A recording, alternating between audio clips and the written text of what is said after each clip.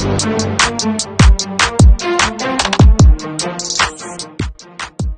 Sobat CKN, selamat datang di podcast CKN SMI, terupdate, teraktual, dan terpercaya.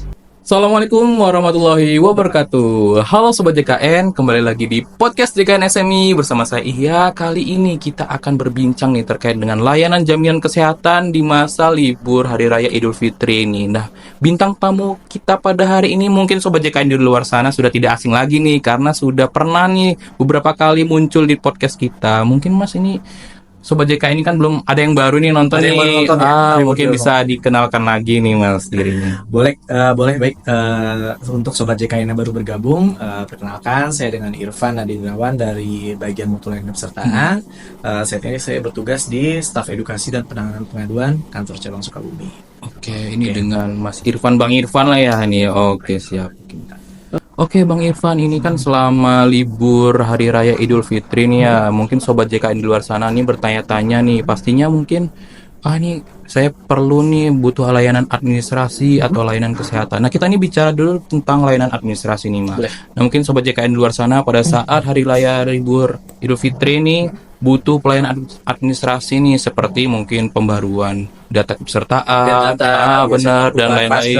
Ya benar tuh Mas. Nah, ini kalau dari kita sendiri atau dari kantor cabang Sukabumi sendiri ini, apakah tetap buka atau libur atau bagaimana nih Mas? Jadi gini, kalau di BPJS Kesehatan itu kita sudah punya kanal yang non tatap muka. Jadi kanal layanan kita itu ada kanal layanan yang tatap muka, seperti datang ke kantor langsung, dan ada yang kanal layanan yang non tatap muka. Non tatap muka itu seperti WhatsApp Pandawa, Care Center 165, sama nanti ada SIPP yang dari QR Code yang di FKTP atau di rumah sakit gitu. Jadi kalau misalkan Bapak Ibu yang biasa datang langsung kantor, sekarang kalau misalkan libur pelayanan, sekarang kan kita punya jam piket. Jam piket kita itu ada di ini kan libur bersama dari tanggal 28 Maret sampai dengan hari Senin 7 April ya. Bener. Lumayan lama nih Bapak Ibu. Jadi kalau misalkan Bapak Ibu dan Sobat CKN yang nanti ingin memanfaatkan kanal layanan, itu masih bisa datang ke kantor karena kita ada jadwal piket nanti di kantor cabang. Nah, untuk jadwal piket di kantor cabang itu ada di hari Jumat tanggal 28 Maret. Setelah itu ada di hari Rabu di tanggal 2 April, hari Kamis di tanggal 3 April, Jumat di 4 April, dan hari Senin di 7 April. Jadi dari selama libur lebaran itu kita ada jadwal piket selama 5 hari. 5 hari. Jadi di tanggal tersebut tadi disebutkan, itu nanti kita ada jadwal piket untuk buka di kantor cabang. Jadi nanti ada petugas yang standby di kantor cabang untuk pelayanan administrasi kepesertaan. Nah, untuk pelayanan administrasi kepesertaan yang di kantor cabang nanti akan dibatasi Bapak Ibu. Jadi untuk kanal yang dilayani di kantor cabang itu adalah kanal layanan yang tidak diakomodir di non tatap muka, seperti yang harus dilakukan rekonsiliasi atau penyesuaian tagihan iuran yang membutuhkan ada tanda tangan berita acaranya. Nah, itu yang dapat dilayani di tanggal tersebut, yang dapat ditangani di kantor cabang. Nah, selain di kanal layanan kantor cabang tersebut, berarti nanti bisa mengakses lewat WhatsApp Pandawa di nomor WA 0811 8165 165.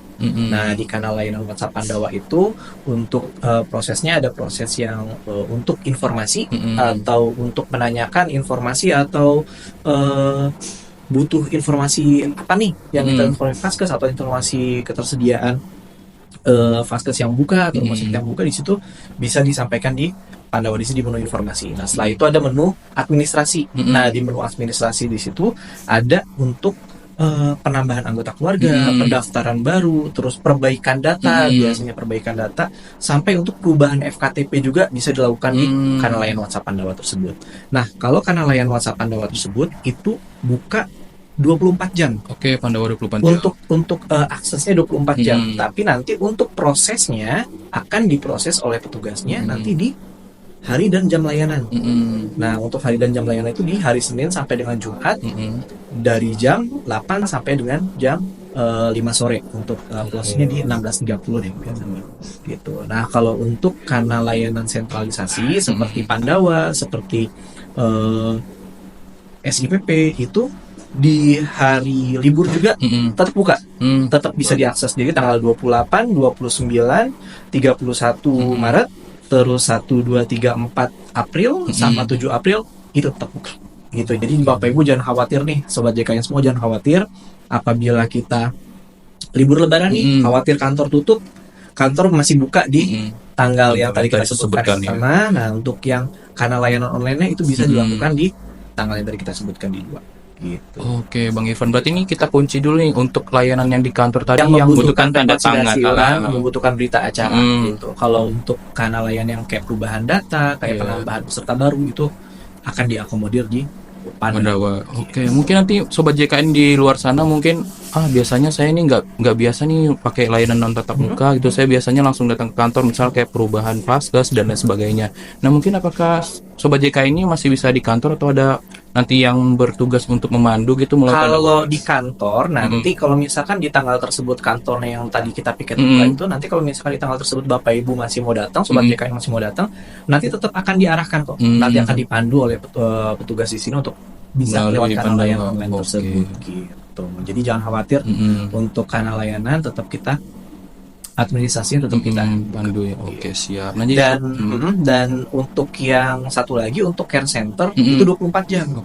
Care center 165 itu nggak libur. Care center 165 itu mau cuti lebaran atau misalkan cuti bersama itu tetap buka.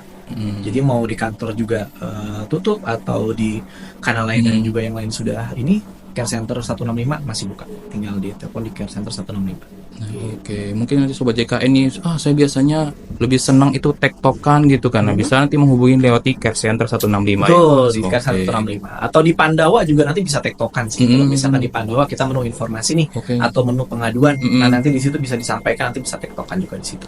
Karena nanti yang ngebales juga ada tim yang by WA. Gitu. Siap. Nah, Sobat JKN ini perlu dicatat nih ya Sobat JKN, jadi tidak perlu khawatir pada masa libur Hari Raya Idul Fitri. Urusan administrasi Anda akan tetap dapat dilayani oleh BPJS Kesehatan Cabang Sukabumi. Oke, siap. Oke, lanjut nih Mas. Nih mungkin Sobat JKN di luar sana nih lagi sedang mudik ya, berpergian nih ke kampung halaman. Terus taunya pada saat di perjalanan nih lupa sudah masuk tenggat untuk bayar iuran nih. Nah, kan biasanya mungkin Sobat JKN nih bayar iurannya di merchant yang ada tempatnya, misalnya contohnya kayak Indomaret, Alfamart kan mungkin selama perjalanan nih nggak sempat gitu. Mungkin adakah layanan yang bisa mudah diakses gitu? Oke. Baik untuk kanal layanan pembayaran sendiri di BPJS Kesehatan itu sudah ada bisa lewat Alfamart, Indomart atau kantor pos, atau bisa juga pakai mobile banking. M-banking bisa pakai Mandiri, bisa pakai BNI atau bisa pakai BCA. Nah, di sini kalau untuk M-banking, Bapak Ibu atau Sobat JKN semua diinformasikan di sini jangan pilih yang jangan pilih yang transfer, tapi milihnya yang M-payment atau pembayaran di situ. Nah, jadi kalau misalkan untuk pembayaran bisa pilihnya pakai M-payment kalau di M-banking. Tapi kalau misalkan kita lagi kondisinya lagi di jalan atau gini, kan sudah banyak ya Alfamart, Indomart yang selalu ada, itu bisa udah. Kalau misalkan mau lewat HP bisa lewat Tokopedia atau bisa lewat Shopee bisa. Nah, jadi Sobat JKN ini tidak ada alasan nih untuk telat membayar iuran ya Mas. Ya, karena sudah kemudahan yang diberikan oleh BPJS. Apalagi nanti libur nanti kan pas tanggal 1 nih. Nah, libur nanti pas tanggal 1 udah muncul tagihan. Nah, jangan lupa dibayarkan langsung di tanggal 1. Nah, ingat ya Sobat JKN, jangan lupa bayar iuran.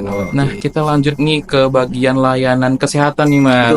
Pasti nih Sobat JKN di luar sana nih kan sedang berada di kampung halaman nih, di luar dari domisili. Nggak tahu tiba-tiba kan kalau sakit nggak ada yang tahu ya Mas ya. Amit-amit misalkan harus dirawat. Iya, dirawat gitu.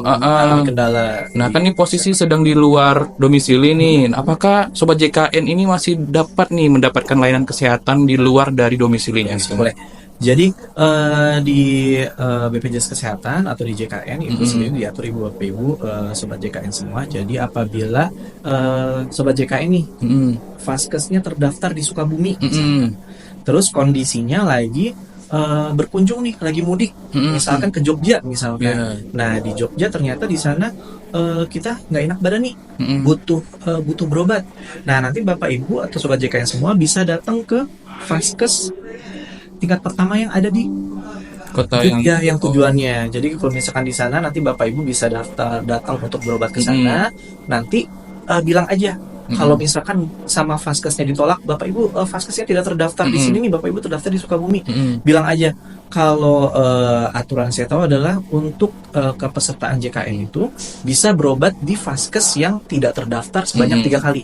Jadi masih ada kebijakan bagi sobat JKN semua untuk berobat di vaskes yang tidak terdaftar sebanyak 3 kali dalam sebulan. Apabila kalau misalkan dalam sebulan tersebut sudah lebih dari 3 kali, maka diarahkan untuk pindah vaskes. Tapi kalau kondisinya kita lagi berkunjung lagi liburan ke rumah nenek misalkan di Jogja, kan itu otomatis kalau misalkan di sana kan nggak akan lama-lama juga, seminggu udah bisa pulang lagi. Nah kalau misalkan kondisinya sedang berkunjung seperti itu bisa berobat di vaskes di mana aja.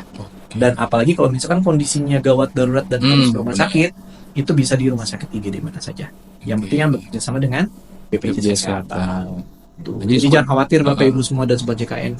Oke, jadi ingat nih sobat JKN ya, jadi tidak perlu ragu atau khawatir akan dengan layanan kesehatan. Jadi tetap dijamin walaupun dimanapun sobat JKN berada, FKTP, FKTL yang bekerja sama dengan mitra BPJS Kesehatan tetap akan melayani sobat JKN.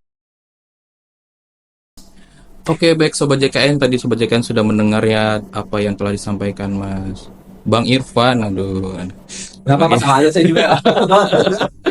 Ini Bang Irfan tadi dari mulai layanan administrasi yang tetap akan dilayani, namun kalau misalnya sobat JKN perlu ke kantor, tadi ada jam-jam layanannya dan hari-hari tanggal tertentu. Oke. Nah, untuk karena layanan non tatap muka tadi ada yang 24 jam ya Mas. Ada Jadi 165. Ada Pandawa juga, ada Mobile JKN. juga. Nah, jadi sobat JKN tidak perlu khawatir lagi. Nah, soal dengan layanan kesehatan juga tidak perlu khawatir. Selagi sobat JKN itu berada di kota tujuannya gitu Jadi tidak perlu khawatir kalau misalnya tiba-tiba sakit atau bagaimana perlu layanan kesehatan, tinggal datang aja ke FKTP yang telah bekerja sama dengan BPJS Kesehatan. Yang penting kondisinya aktif. Nah, itu dia. Makanya dipastikan kondisinya aktif. Install aplikasi Mobile JKN, cek kepesertaannya aktif atau tidaknya bisa. Nah, oke, mungkin untuk penutup kita pada sore hari ini ya di podcast kali ini, tentunya seperti biasa ada pantun dulu nih Mas yang akan lewat. Boleh. Oke. Mas. Boleh dicakepin ya Mas ya? Boleh. Oke, Cakep, siap. ya. Ubur-ubur ikan lele. Cakep. Jangan lupa tonton terus podcast JKN SMI Le. Oke, ini dari Mas Irfan mungkin ada pantunnya Mas? Cukup deh. Oh cukup, oke. Mungkin kita sudahi saja ya podcast kita pada hari ini. Dan pada Mas Irfan, Bang Irfan nih, saya ucapkan terima kasih sudah hadir lagi di podcast JKN SMI. Jangan bosan-bosan ya Mas ya. Siap.